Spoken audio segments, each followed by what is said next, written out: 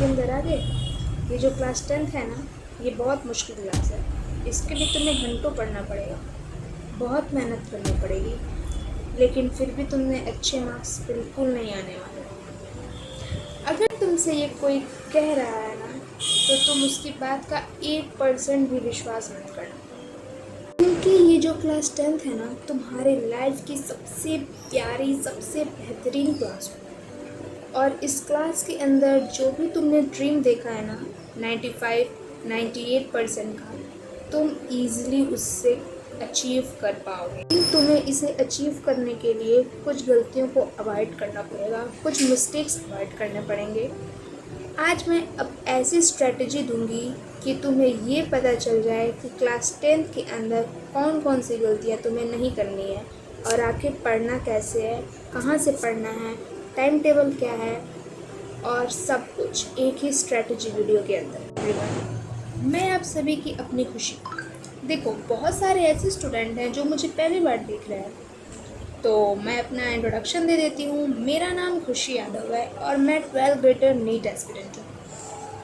तो आज हम बात करेंगे क्या क्या गलतियाँ नहीं करनी है और क्लास 10th कैसे स्टार्ट करना है। मैं एक स्टोरी के थ्रू समझाती हूँ। 2 स्टूडेंट थे, चिंटू लाल और मिंटू लाल, और दोनों का जो 9th ग्रेड था वो बहुत ही रिज़ल्ट उसका जो था वो बहुत ख़राब था। 60-70 तक का था। तो जब ये क्लास 10th में गए, तो जो चिंटू लाल था वो 6 आवर्स पढ़ता था और मिंटू लाल जो था वो 3-4 आवर्स ही पढ़ता था। दोनों सेम स्कूल में पढ़ते थे, दोनों के पास सेम बुक्स थी। पर जब रिज़ल्ट आया क्लास 10th का, बोर्ड्स का फाइनल रिज़ल्ट आया, तो चिंटू लाल ने 65 स्कोर किए और मिंटू लाल ने 95 स्कोर किया। तो जो बच्चा कम पढ़ रहा था उसने ज़्यादा स्कोर किया और जो बच्चा ज़्यादा पढ़ रहा था उसने कम स्कोर किया। मतलब कि चिंटू लाल जो था वो कुछ ऐसी गलतियां कर रहा था जिससे कि उसके स्कोर में डिफरेंस बहुत ज़्यादा देखने को मिला। उसकी पढ़ाई तो उसकी 6 आवर्स की थी, पर उसने सिर्फ 65% ही स्कोर किया। तो आखिर उसने क्या क्या गलतियां की, उस चीज़ के बारे में हम लोग जानेंगे आज के इस वीडियो में। माइंडसेट। तो जो चिंटू लाल था उसने अपने माइंड में ये बना लिया था कि वो कभी टॉपर नहीं बन सकता है। उसके एवरेज नंबर आ रहे हैं तो उसके एवरेज नंबर ही आएंगे। तो वो इस हिसाब से अपने एक दिमाग में एक सिनेरियो क्रिएट कर लेता है, एक एल्गोरिदम क्रिएट कर लेता है। तो इस वजह से ना उसके जो मार्क्स थे वो रिड्यूस हो गए। लेकिन जो मिंटू लाल था उसने एक माइंडसेट बनाया कि नहीं यार, देखो, अगर क्लास 9th में कम नंबर आए तो हम आगे और मेहनत करेंगे, शुरू से स्टार्टिंग से 0 से स्टार्ट करेंगे तो उसके और हम टॉपर बन सकते हैं। तो उसके माइंड में ना ऐसी चीज़ें थी जिससे कि उसका माइंडसेट अलग था, अलग लेवल का माइंडसेट था। उसने अपने आप को एज अ टॉपर प्रिटेंड करना स्टार्ट कर दिया। तो इस वजह से ना देखो, माइंडसेट का भी जो होता है ना वो थोड़ा बहुत होता है, इफेक्ट पड़ता है। जो आप माइंड को बोलते हो ना वही आपके साथ होता है। तो चिंटू लाल ने ऐसा माइंड को बोला कि नहीं, मैं टॉपर नहीं बन सकता, मेरा एवरेज में ही नंबर आने वाला है। तो जस्ट उसके साथ वही हुआ। पर मिंटू लाल के माइंड में नहीं था। मिंटू लाल ने ये सोचा था कि वो तो टॉपर बन सकता है, अगर टॉपर कर सकते हैं तो वो भी कर सकता है। और उसने स्टार्टिंग से स्टार्ट किया तो उसके जो माइंडसेट का इफ़ेक्ट जो था वो उसके रिज़ल्ट को पड़ा। तो माइंडसेट जो है वो आपको पॉजिटिव वे में लेना है अपने माइंडसेट को। Smart study. कुछ लोगों को नहीं पता होता है कि स्मार्ट स्टडी कैसे करना है। तो फर्स्ट में है कि आपका स्टडी आवर्स, आपको कितने घंटे पढ़ने हैं। आपको सिर्फ 2 से 3 घंटे ही पढ़ने हैं और पूरा फोकस आपका स्टडी पे होना चाहिए। कुछ लोग होते हैं 6 घंटे 7 घंटे पढ़ तो लेते हैं, पर उनका पूरा फोकस स्टडी पे नहीं होता है। उनका आधा रील स्क्रॉलिंग पे होता है, कहीं और ध्यान होता है। तो ऐसा नहीं करना है। आपको कम पढ़ना है पर पूरे फोकस के साथ में पढ़ना है और रोज़ डेली पढ़ना है। आपको स्किप बिल्कुल भी नहीं करना है। तो उसमें दूसरी चीज़ होती है कि टाइम टेबल। टाइम टेबल हमें बनाना है कि नहीं बनाना। हाँ, आप टाइम टेबल बना सकते हो, पर उससे ज़्यादा बेटर ऑप्शन ये होगा कि आप डेली टारगेट स्ट्रैटेजी बनाओ। एक शीट लो छोटी सी, एक जब आपको कल का टारगेट बनाना है तो आप रात में उस पर लिख लो कि हाँ मुझे कल ये चीज़ें करनी है, और अगले दिन आपको वो सारी चीज़ें करनी हैं और उसको कंप्लीट करके ही सोना है। तो आप ऐसा डेली टारगेट बनाओ। टाइम टेबल बना सकते हो, पर वो ज़्यादा इफ़ेक्टिव नहीं होगा इसके कंपैरिजन में। हो गई कि आपको सब्जेक्ट वाइज स्ट्रैटेजी बनानी है। मैथ्स के लिए आपको अलग स्ट्रैटेजी बनानी है, बायो के लिए, साइंस के लिए आपको अलग स्ट्रैटेजी बनानी है, इंग्लिश के लिए, हिंदी के लिए आपको अलग बनानी है। मतलब अलग अलग सब्जेक्ट के लिए आपको अलग अलग स्ट्रैटेजी बनानी है। अगर आप बोलो तो मैं उसको भी प्रोवाइड करा दूँगी अगले वीडियोज़ में। आखिरी बात है लैक ऑफ सेल्फ स्टडी। कुछ बच्चे होते हैं स्कूल से पढ़ लिया, ऑनलाइन पढ़ लिया, बस हो गया ख़त्म, होमवर्क कर लिया, नोट्स बना लिया, सेल्फ स्टडी नहीं करते, खुद से नहीं पढ़ते। तो सेल्फ स्टडी का लैकिंग से भी बहुत इफ़ेक्ट पड़ता है, तो वो आपको बिल्कुल नहीं करना है। आपको हर रोज़ का पढ़ना है, सेल्फ स्टडी करनी है। 1 घंटे तो आपको सेल्फ स्टडी पे देना ही देना है।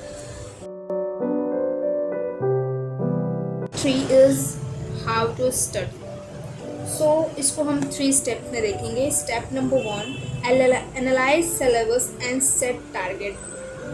मतलब कि हमें पूरे सिलेबस को देखना है कि उसमें कितने चैप्टर्स हैं और उसको as a target wise set करना है। मतलब कि आपको ना 10th का जो पूरा कंप्लीट सिलेबस है ना, उसको आपको अक्टूबर के एंड तक कंप्लीट कर देना है।